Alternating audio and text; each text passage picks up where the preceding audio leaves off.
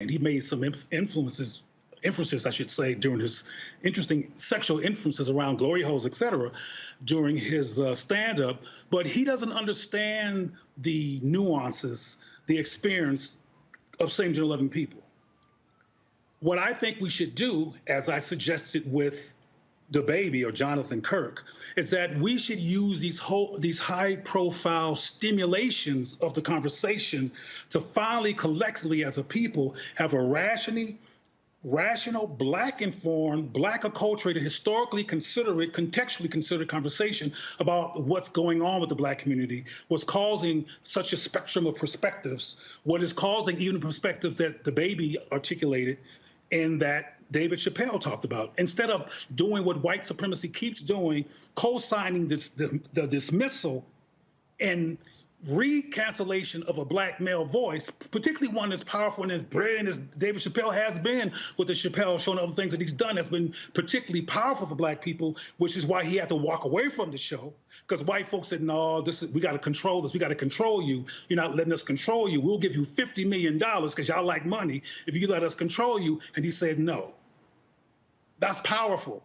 So we need to be using him as somebody that we can go to or include in a larger conversation about Black bridge building, about Black people unlearning impulses that are anti-SGL or anti-trans or that are not considerate of gender nuance. We can talk about these issues we can talk about gender nuance from an African perspective and do a whole lot of educating. The reason I'm here in Colombia is I'll be speaking at the University of San Buenaventura in Cali, a predominantly Black city, about the epistemology of ancient African gender nuance versus contemporary gender constructs. Because they're having issues around manhood and masculinity and that anxiety which causes abuse of feminine people, particularly if they're male, that they want to help unpack and resolve. So this gender issue, which is a core underpinning of David's anxiety, we have to have a Black conversation about all these issues and include our diversity in respectful ways so we can resolve the conflict, not cancel people. And we should be able to critique. One thing that David said that I agree with is that we should have the opportunity to critique each other. All right, Dr. Cleo Monago, we certainly appreciate it. Thanks for your perspective.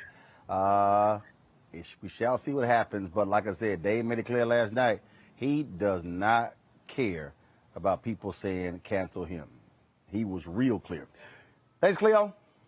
Thank you for the invitation. Thank you all. Folks, back to our Roland Martin Unfiltered video in just one moment.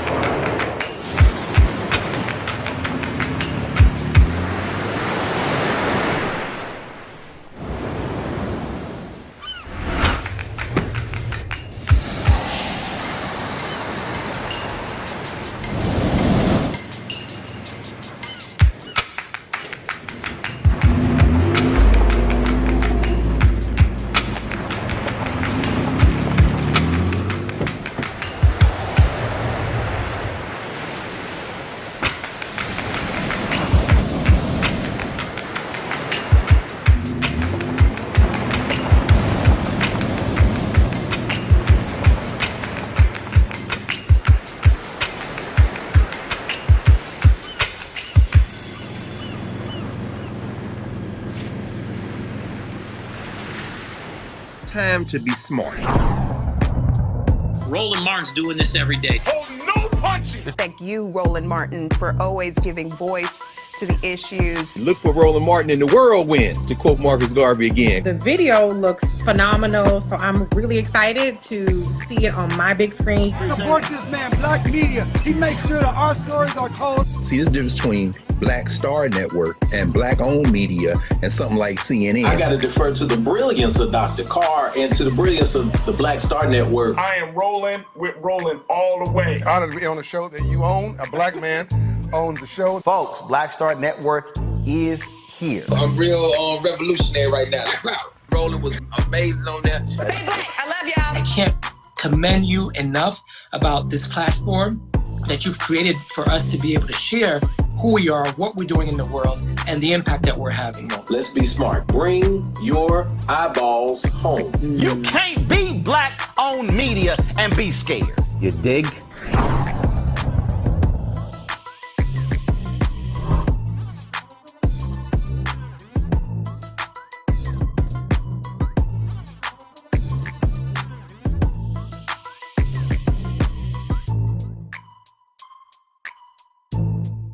In Oregon, a white man is facing several charges for killing an unarmed black man.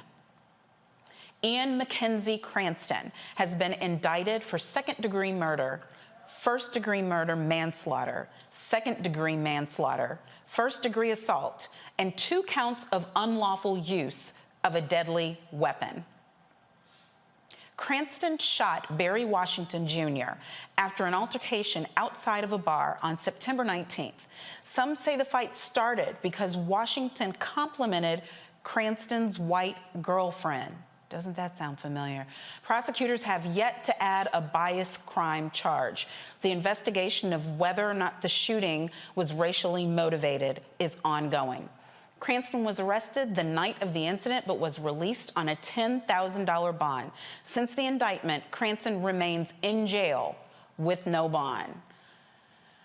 Y'all, 2021, and we're still dealing with the look you in the eyeballs, compliment the white girlfriend. I mean, that is still where we are? Who wants to talk? Well, it sounds like a modern day lynching. I mean, that's really what that is. It just has echoes of decades of brutality and terrorism that has wrought down on black people, supposedly in protection, quote unquote, of white womanhood. And so to see that he not only did that, but that apparently he was let out, like he's at home tonight, right? If I heard you correct, he's at home tonight, chilling at home, after murdering a black man for just merely giving a compliment to his white girlfriend is unconscionable. It's really infuriating to see that as far as we've come chronologically speaking in terms of years, we are exactly where we were decades ago in terms of lynching black men because they dare to gaze at a white woman. Right, so just a correction. It seems like they let him out on $10,000 bond when he was arrested, but then since the indictment, thankfully he at least is still in jail. Attorney Allison, what are your thoughts? First and foremost, my condolences to the friends and the family of Mr. Washington and to all of us that are tired of hearing these stories and all of the trauma that we're experiencing from seeing our brothers and sisters being murdered ruthlessly at the hands of police, at the hands of white people, and people just not caring. Condolences to all of us, and it's okay to turn off devices if we feel triggered, first and foremost.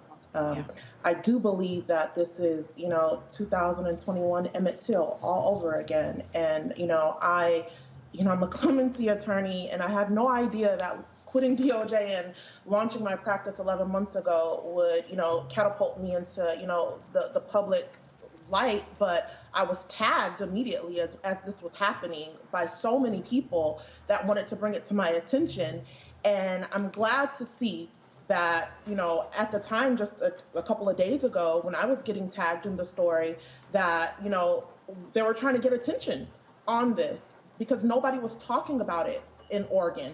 And from my understanding, he allegedly looked or complimented the white girlfriend, and the boyfriend shot him dead in the middle of the bar, and people just looked like, and kept on going about their partying and drinking, and no sense of urgency or compassion or anything. So I'm glad to see that, it takes social media and the push for people to talk about it and bring it to, the limelight and attention for there now to be an indictment where he has been rearrested and being held. But this is disgusting, it's ridiculous, and at some point, some type of change has to happen. And like I said earlier, Monique, I honestly do believe that in order for there to be change, real change, we have to have bipartisan solutions and not the divisiveness.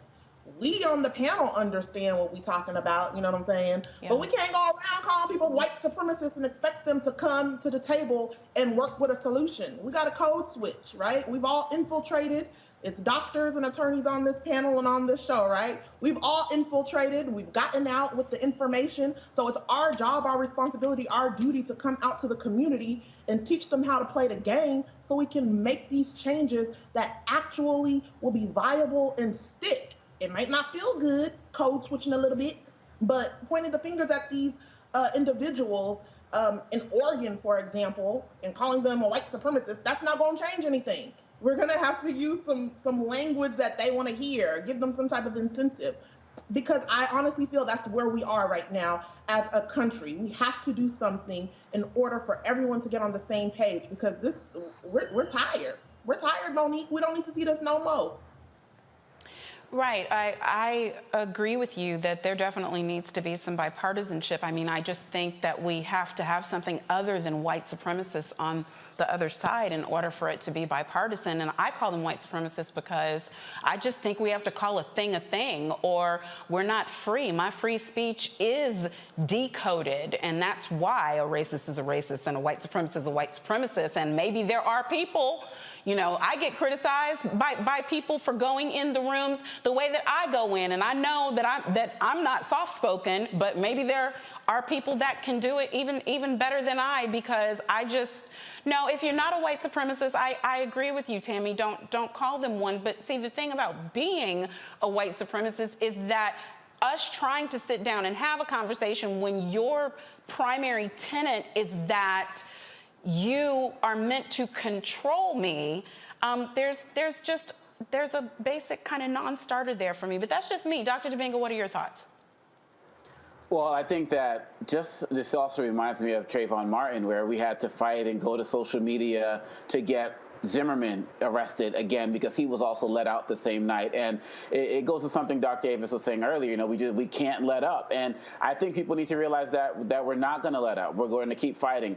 It also reminds me of the fact that we still haven't passed the anti-lynching bill in this country, because this is a case that might be able to qualify for that, as well as the case of Ahmaud Arbery as well, because we're talking about people who are not officers of the law who are enacting these actions. And Mitch McConnell is on record. But why haven't we passed the anti-lynching bill? Forgive me, Dr. Domingo, for interrupting, but why is it, whose filibuster was it, whose obstructionist tactics was it that kept us, which one white man kept us from passing the bill and had us in there like standing around with our heads spinning with green pea soup coming out of it because we couldn't even get the most basic thing done without who I guess Tammy wants me to call the fine senator from the state of whatever. Go ahead, Dr. Domingo. Rand Paul, no doubt. And Senator Cory Booker talked about just last week how they might have a workaround as it relates to that. But that's something that we need to keep that public pressure on, because these are our priorities as well. And so I don't know what Schumer and Booker are going to be working on together, but these guys, these Rand Pauls and McConnells of the world, they seem to know the system better than the Democrats do. And I think once we realize, again, they realize he's not an honest broker, I want to see what Senator Booker is going to put forward, because he said there might be a workaround. Or why wasn't this workaround around 6, 7, 8 months ago? You know, this is important to us. The Emmett Till anti-lynching bill, this is important. And there are only going to be more cases like this. And again, we're just talking about the ones that make it to the news. And we know there are more. Come on, Doctor. Mars, yes. And the anti-lynching Dr. Avis. Level, ever. The thing is, you're exactly right about Rand Paul is the problem. It's not just Rand Paul. I don't trust the Republicans. As much as I would like to say, my dear sister, yes, we need bipartisan solutions, we're not going to get bipartisan solutions. How much more proof do we have to see that there is a completely toxic element in our political system that doesn't give a damn about doing anything in a bipartisan way? How many more instances of proof do we need to see of that? You know, we saw this specific tactic, for example, that they plotted around. The Republicans specifically, the night that President Obama was elected, They met in a hotel in Washington, D.C., and came to a political decision. Now, think about the context. This was at the height of the mortgage crisis. People were losing their homes. People were losing their life savings. People were losing their jobs. And you know what they said they would do for the American people? Not a damn thing. Yeah. That was their decision, that they were going to do not a damn thing for the American people, and instead what they would do is oppose any and everything that President Obama put forward, which they did. And they are doing the very same thing now with the Biden administration. They have zero credibility when it comes to this issue of wanting to reach a bipartisan solution on anything. So in my opinion, the desire for a bipartisan solution is a fool's errand. We need to figure out how we can take enough power to be able to do what we need to do without one Republican vote, because that is the only way we will have progress on those issues that are critically important to Black people, period. And we've got people on the streets right now. I got to go to the next topic. We got people on the streets right now trying to teach people how to spell filibuster so we can fix it. Folks, back to our Roland Martin Unfiltered video in just one moment.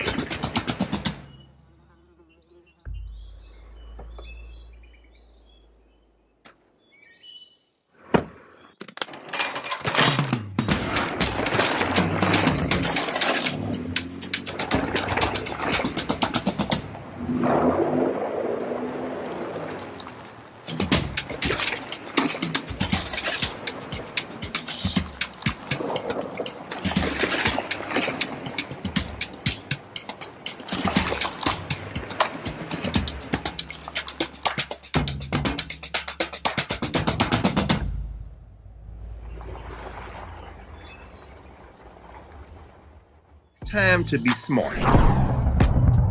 Roland Martin's doing this every day. Oh, no punches! Thank you, Roland Martin, for always giving voice to the issues. Look for Roland Martin in the whirlwind, to quote Marcus Garvey again. The video looks phenomenal, so I'm really excited to see it on my big screen. Support this man, Black Media. He makes sure that our stories are told. See, there's a difference between Black Star Network and Black-owned media and something like CNN. I got to defer to the brilliance of Dr. Carr and to the brilliance of the Black Star Network. I am rolling with Roland all the way. Honored to be on a show that you own. A Black man owns the show. Folks, Black Star Network is here. I'm real revolutionary right now. Like, wow, Roland was amazing on there. Stay Black. I love y'all. I can't commend you enough about this platform that you've created for us to be able to share who we are, what we're doing in the world, and the impact that we're having. Let's be smart. Bring your eyeballs home. You can't be Black-owned media and be scared.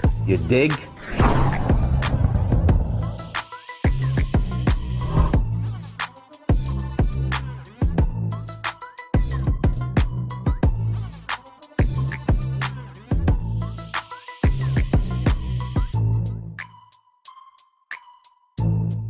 Folks, I want to go to my next story, and this is quite an interesting story. We talk about what is happening in Virginia. It's real strange, folks. This story in Virginia, where these neighbors are tormenting a Black family. The Martinez family says their neighbor has been playing recordings of racial slurs and monkey noises since they arrived in the neighborhood several months ago. Watch this.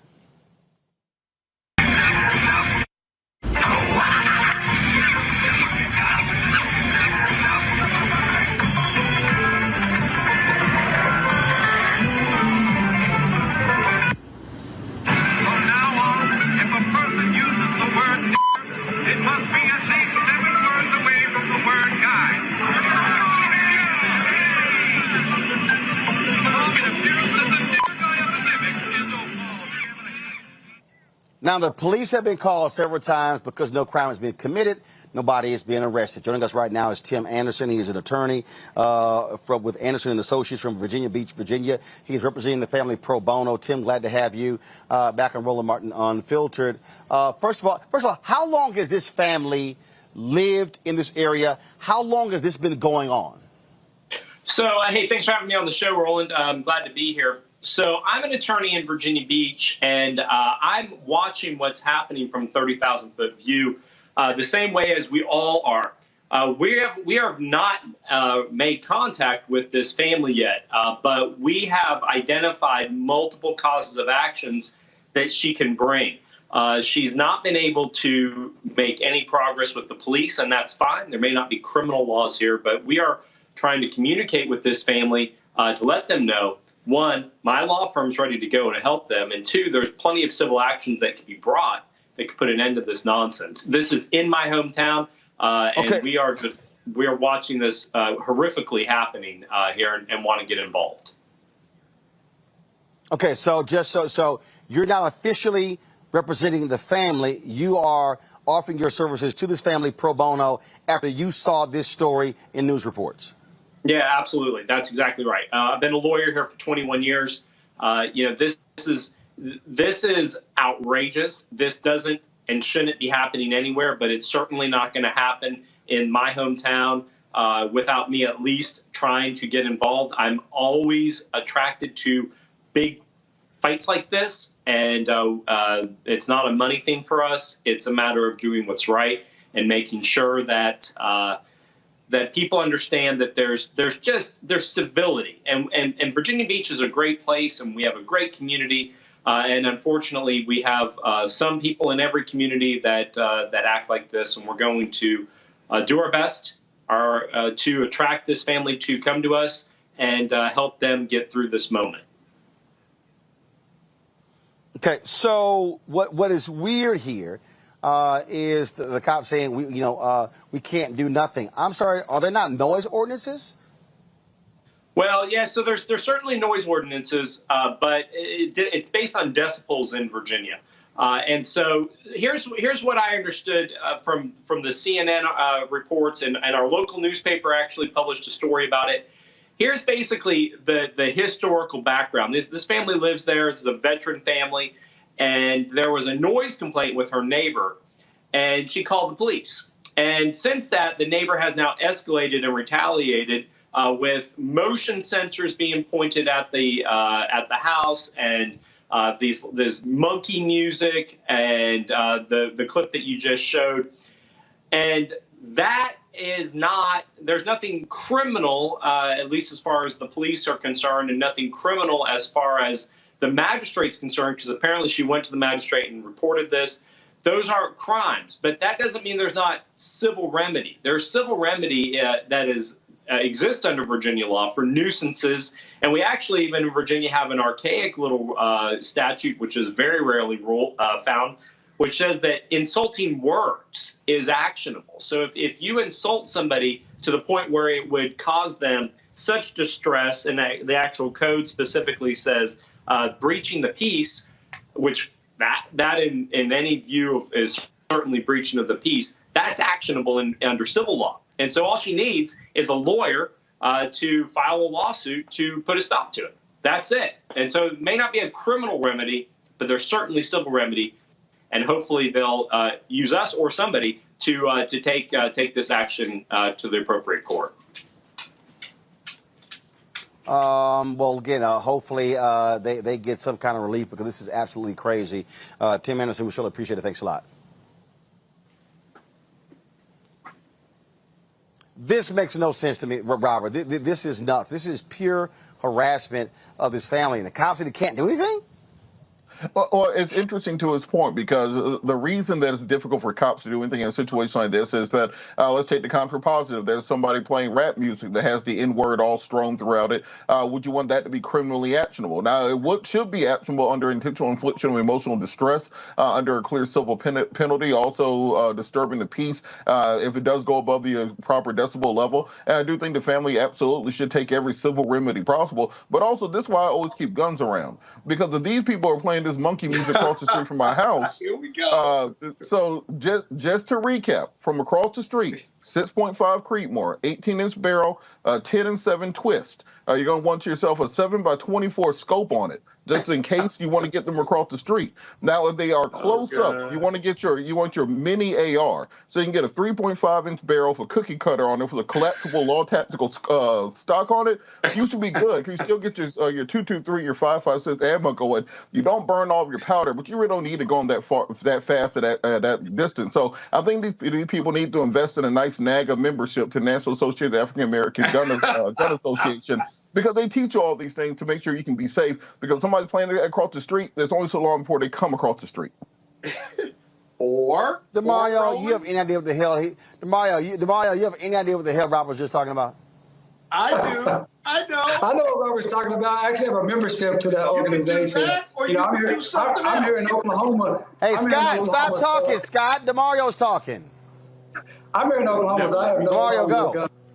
I'm a gun owner. I agree with a lot of what Robert has said. I definitely think I'm glad they have an attorney. I was going to say, hell, I'll come and represent them, because I do see several causes of action. I do believe in intentional infliction of emotional distress.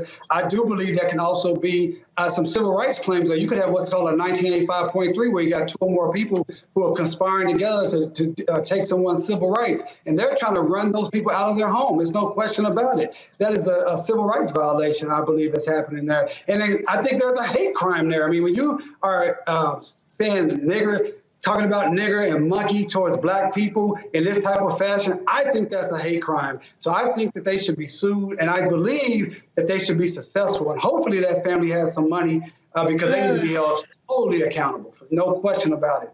Well, and that's another reason why I'm happy that I live in a black neighborhood. Yeah, maybe. Both of my colleagues are right. And that surely makes us feel good, but maybe not. This is what he needs to do, and I'm sure he's going to do it. You start with a cease and desist letter in no uncertain terms and lay out what the civil or administrative violations are vis-a-vis ordinances, and give them an opportunity to cease and desist, right? They will have to respond, or they get a lawyer to respond. Then, if they don't respond and the bad acting or the bad acts continue, right? Then you file for what we call a temporary restraining order. It's a civil lawsuit, but you seek an injunctive relief. And to my colleagues, I do think you could argue irreparable harm. There's statutes that are immediately being violated based on what their lawyer has indicated, right? There's irreparable harm. There's likelihood of success on its merits. It's certainly in the public interest that you're not blasting the N-word and anything else, and you seek a TRO under the local laws in Virginia Beach, and you get a judge who will be offended. Most would be highly offended by this conduct, and they'll sign an order barring them temporarily from engaging in this bad conduct. Eventually, you get a preliminary injunction, and then you win the lawsuit, and you can still get damages even though you got a TRO, because you're going to sue for damages, right? That takes the energy out of that racist family, if you will. And then you get community support for it, which is going to be hard not to get community support for it. But they need to get into court. And then lastly, they need to go to the government of Virginia Beach and see whether they have a certificate of occupancy, see whether they are in compliance with their electrical code and all these other things that you have to do, and get the city to enforce it, right? So this is what we call hitting back and hitting hard. Eventually, the broadcast will stop because it becomes too expensive and too offensive even for the bad actors to engage in that conduct. That's what I would do. And Roland, now. All right, folks. Robert, real quick. Yeah, I would say now, just in case what Scott said doesn't work. So this is your mini AR. You flip it out this way. You pull out that way. All right? And then you're ready to roll. And then if you pop right back in, fold back up, goes right in your jacket, and you're good to go. So in case Scott's plan doesn't work. That'll bring the police out, Robert. No, That'll look, bring the police out. in your own house, in your own home. in my house, in my Scott, can't nobody hear? Stop, Scott. Can't nobody hear both of y'all when y'all talking? Robert finished this, Scott. Can't nobody hear? Always call my name first. Scott, I ain't even done Scott, let me say it again. Hey, Scott, let me say it again. It's Roland Martin Unfiltered. Now, when they mute your microphone, then we gonna get it done. Robert, finish your point. You wouldn't dare. Look, Scott, the point is, in your house, in your home, to make sure these people keep what they're doing across the street. Because at the end of the day, we want to make sure this stays civil. And anybody who's playing that kind of music in loud volumes, they are a loose cannon. I can't trust what you're going to do. My job is to protect me and my wife and my dog and my property away from those people. So whatever that may be required, having something that fits under your jacket is very useful in those situations. It's very important, Roland. It's important for your show for me to say that you cannot shoot somebody from your property to the property across the street. That's the mini one. This is the one in the house one. This is the in the house one. It doesn't go that far. I want to make sure my brother Roland's show is okay. All right. It's a short barrel and not going that far. Y'all can have all that. Y'all can have all that back and forth during the break. Back to our Roland Martin Unfiltered video in just one moment. Oh, that spin class was brutal. Well, you can try using the Buick's massaging seat. Ooh, yeah, that's nice. Can I use Apple CarPlay to put some music on? Sure, it's wireless. Pick something we all like. Okay, hold on. What's your Buick's Wi-Fi password? Buick Envision 2021. Oh, you should pick something stronger. That's really predictable. That's a really tight spot. Don't worry, I used to hate parallel parking. Me too. Hey. Really outdid yourself. Yes, we did. The all-new Buick Envision, an SUV built around you. All of Time to be smart.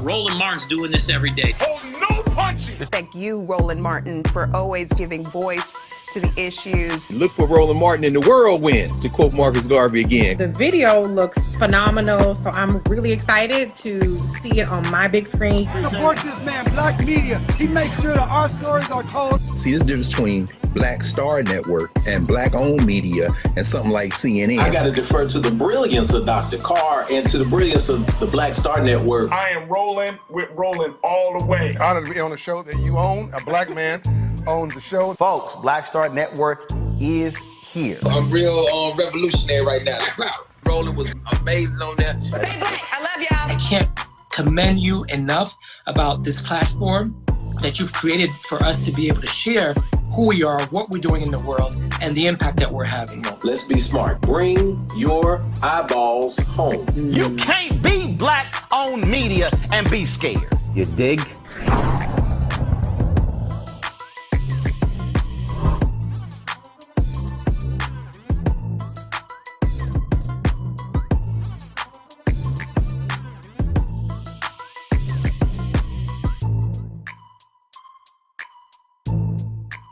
A South Los Angeles community group, they're fighting back after their bid for the historic Crenshaw Mall was rejected. Downtown Crenshaw Rising says their $115 million offer was the highest one for the property, but it wasn't accepted. Let's talk about it. Joining me now from L.A. is the executive director for Downtown Crenshaw Rising, Damian Gutman. Damian, glad to have you on Roland Martin Unfiltered. So you say you have the highest bid. How do you know that? Has it been confirmed that y'all had the highest bid and it was turned down? Yes, Roland. I mean, and let's back up a little bit because I think people say we're a development group. We're much more than that. We're the community. Over 300 community organizations and a membership of over 2,400 people came together when we found out that our Crenshaw Mall, the most significant asset in Black Los Angeles, which sits at the heart of Crenshaw and King Boulevard and Leimert Park community, that it was to be sold to outside developers that were closely connected to Donald Trump. And so using our history of organizing, along with bringing together some of the best experts in community-centered development and people-centered planning, we put together a bid to bring the mall under community control. We didn't want to see it falling into the hands of outside exploiters who were going to exacerbate the gentrification crisis that is rampaging our community like so many other Black urban communities across America. And so part of that process involved bringing together the many philanthropists and the many social impact investors throughout the country who, too, recognize this challenge of gentrification, where all the development coming in seeks to undo and literally lead to a cultural erasure of the Black people that are there. And we raised over $60 million $25 million in social impact investors, over $35 million in philanthropy, and submitted a $115 million bid, which was higher than the bid that Deutsche Bank, that famous bank of criminals throughout the globe, accepted from Heritage Development Group that was backed by a person who's on Putin's list, a man by the name of Len Blavatnik. So that's where we sit right now. First of all, how much was their bid? How much was their bid? It's been reported that they paid $112 million. Okay, so $112 million. Was a reason given as to why their bid was chosen and not yours?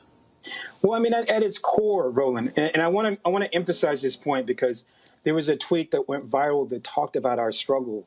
And the comments were filled with fellow Black people who've been engaged in real estate activities or business loans who have similarly been told that their money wasn't green, that even though they submitted the highest offer, even though their qualifications were superior, that they weren't qualified. And so Deutsche Bank, again, that infamous bank that is known as the lender to Donald Trump and has all kind of nefarious activities that they've been caught red-handed with across the world. They said, well, you're not qualified. He was more qualified. This man's been bankrupt personally and has had his companies go bankrupt before. Comparatively, we brought in to assist the community in its engagement the two architecture firms that are responsible for the most iconic Black structures built in the 21st century. The Smithsonian Museum, National Museum of African American History and Culture, and Equal Justice Initiatives, a museum or a memorial for peace and justice down there in Montgomery. Collectively, along with some of the biggest developers on the planet, those that did the World Trade Center after 9/11, we submitted them a fully financed offer, a plan that was developed for the community that sought to bring in affordable housing, not housing we couldn't afford, sought to bring space for the incubation of entrepreneurship, businesses that are owned locally, space for worker-owned cooperatives, green space. We presented the whole plan, and we had the money, we had the community, and we had the plan, and they said that we were not qualified to do the project. And were they saying that because you did not have mall development experience, management experience? What was their rationale? We brought in the second largest real estate operation on the planet to be our consultants. I want to be clear about that because there's a difference between where Black people tie themselves to projects where they're just the Black front and the decisions are being made by other people who are outside the community. No, the development company that we brought in, literally, who redid the World Trade Center after 9/11, along with multiple other projects throughout the world in so many respects, was partnered with the second largest real estate operation on the planet that is operating malls today successfully all throughout Los Angeles, the country, and globe. This was not a question of qualifications, Roland. And again, we got to hit that over and over again. This was a racist process by a corrupt bank that was acting, and this is the kicker, man, they were acting at the bequest of public pension funds. The investors who invested and purchased the mall, who were to sell it, contracted. They were public pension funds, right? These entities that are filled with worker money from Black and brown people in this community and throughout other communities across the country. They contracted with DWS, which engaged in this corrupt and racist process. Right now, civil rights organizations, along with ourselves, we're looking at engaging in litigation that lifts up that 1866 Civil Rights Act, the same act that was invoked by Byron Allen when he was denied his opportunity to engage in the acquisition of radio and other multimedia companies. We're looking into that right now, and I think we'll have an announcement quickly. This was old-fashioned racism. This is old-fashioned denial of the opportunity for Black people to own, live, build, and thrive in the community that we occupy. Questions for our panel. I'll start with Mustafa. Well, brother, thank you for the work that you're doing. I've spent almost 30 years on place-based work, so I've seen time and time again how difficult it is for Black and brown-led projects to actually make it to fruition. So my question is, because was a community-driven project, that you had strong community support, what has been the outcry from the community, and who all have you all been engaging with to hold folks accountable? Well, as my good friend from the South says, people are mad as a wet hen. I think in so many respects, we've been told that we did not have the money, we did not have the qualifications, and sometimes that's been true. But here, that wasn't the case, and this was ours. And we did the building. We brought together the civil rights organization. We brought together the renters and the homeowners, and multiple unions that were many units that were invested in this project. So people are here and they're ready to fight. Not just because the person who they sold it to literally is a sexual assaulting racist by the name of David Schwartzman of Heritage Development Group. You can just Google him and find out his history. It has a long history of being anti-tenant, anti-merchant, and violating the Fair Housing Act and other civil rights acts. Not only that, but because, we did what everyone says we're supposed to do, right? We're supposed to come together. And if black people just came together, things would get better, while ignoring that we must operate in a society that is predicated on systemic racism, where the decisions are being made by white people far away who want to continue the exploitation of our community. We seek to change that entirely by having a project that uplifts, not uproots this community. And that's a threat. That's not just a threat here in Crenshaw. That's a threat to the way these people do business throughout the country and world. Michael. Hey, brother, look, I applaud you for what you're doing, man, and I know it's a tough job. I used to be a general contractor on a construction project here in Detroit, so I understand, for a black-owned company. Quick question for you. You mentioned public pension funds, okay?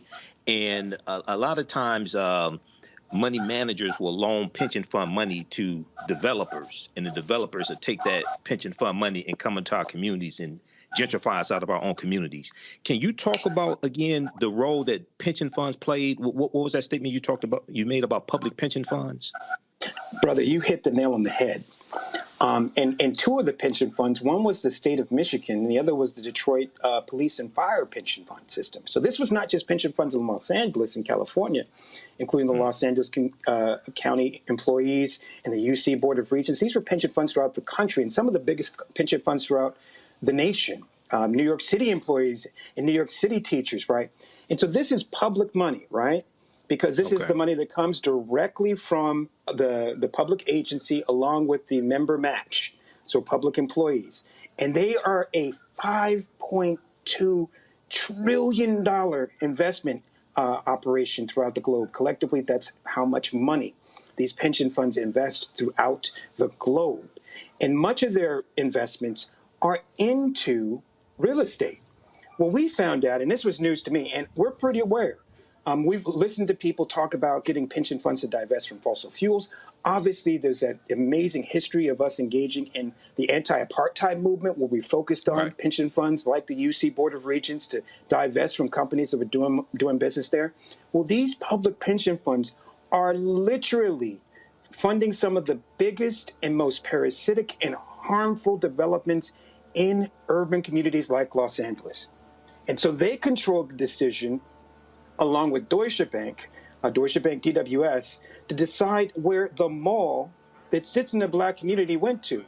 And I want to be clear, we did all the work. We were open. We've had literally over 100 community meetings and a community vision. This was the product and the plan that we were talking about before, which more people can read about at downtowncrenshaw.com, is a community vision. But we weren't the only black-led team. We were the only black community-led team, but we weren't the only black-led team that was passed over.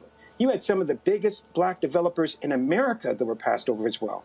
So that's where you get to, again, these public pension funds, led by the same people who don't look like me and you, 98% of the people who control investments, major investments in the country, are not black and not women. 98%. Right. So who were they talking to? They didn't even, I don't think they even had seen, and nor could they imagine that a community group could come together, raise this much money, bring together a professional team with expertise both in community development and large-scale projects. It floored them, so they had to come up with some ridiculous reasons as to why they denied it, but at the core of it remains stone cold racism, and they will be held to account for it. All right, thank you. Teresa? Yeah, Damian, one, I applaud your efforts. Look, I live in the city of brotherly love where these conversations are happening daily as some are led to build areas of real estate that in gentrify areas, and then some really do have a community-focused approach.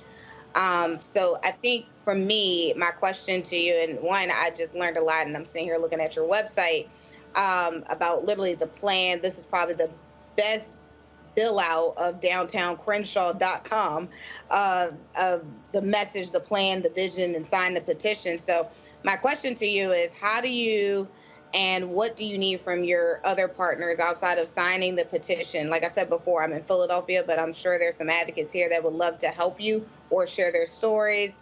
Are you guys contacting elected officials? So what needs to be done so nationwide this can also, again, I think it's happening in every city. We just don't know, right? But I think this is a foolproof plan that is like, look, this is what one guy is doing, the midst of 300 organizations is doing, and we need to take note and we need to support. So what can people do?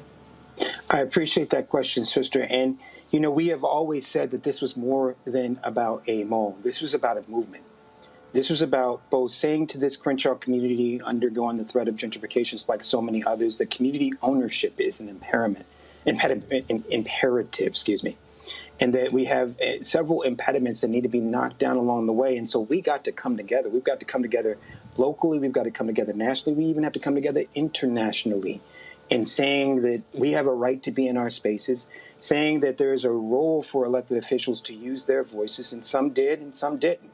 And that there is a role for elected officials to bring these entities like these public pension funds and these foreign banks like Deutsche Bank, who are doing business in our community in a racially discriminatory manner, to be called to account. So we're absolutely going to sue them. We're going to absolutely continue to organize. We're absolutely going to continue to build off and build that greater movement of over 300 community groups that are working with us, that are members, like literally members. I mean, that's the other key piece of it. As members of the organization, when we bought the mall, we were going to provide shares to everyone so that we could collectively own in this space and see the development that is building on the best of us with something that didn't go. This is not something that went toward even the enrichment of the board members. As a nonprofit board member, we are prohibited from having any profits go to us personally. This was about community empowerment. So what we've seen along the way is that those, be they in Detroit, be they in Philadelphia, New York, D.C.,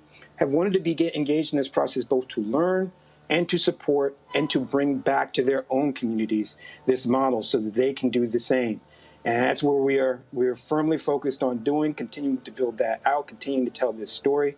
While we elongate this campaign, we know that while the mall's ownership has changed and it's now in the hands of Heritage along with Len Blavacnik, that we will continue to fight, looking at other successful efforts, both in the history of this country, the history of our ancestors, and even more recently, just in San Francisco, where developers were forced on their knees and forced to sell developments to the community's desired owner. And so that's going to be our goal. That's going to be our focus. And we have the winds of our ancestors, and we ride on the wings of our ancestors and the winds of change behind us. Thank you. Damian Gutman, Executive Director of Downtown Crenshaw Rising. We really appreciate you joining us on the show. Appreciate you, Roland. Folks, back to our Roland Mark Unfiltered video in just one moment. Betty is saving big holiday shopping at Amazon. So now, she's free to become Bear Hug Betty. Settle in, kids. You'll be there a while. Ooh, where you going? Time to be smart. Roland Martin's doing this every day. Oh, no punches! Thank you, Roland Martin, for always giving voice to the issues. Look for Roland Martin in the whirlwind, to quote Marcus Garvey again. The video looks phenomenal, so I'm really excited to see it on my big screen. Support this man, Black media. He makes sure that our stories are told. See, this difference between Black Star Network and black-owned media and something like CNN. I got to defer to the brilliance of Dr. Carr and to the brilliance of the Black Star Network. I am Roland with Roland all the way. Honored to be on a show that you own. A black man owns the show. Folks, Black Star Network is here. I'm real revolutionary right now. Like, wow, Roland was amazing on there. Stay black. I love y'all. I can't commend you enough about this platform that you've created for us to be able to share who we are, what we're doing in the world, and the impact that we're having. Let's be smart. Bring your eyeballs home. You can't be black-owned media and be scared. You dig?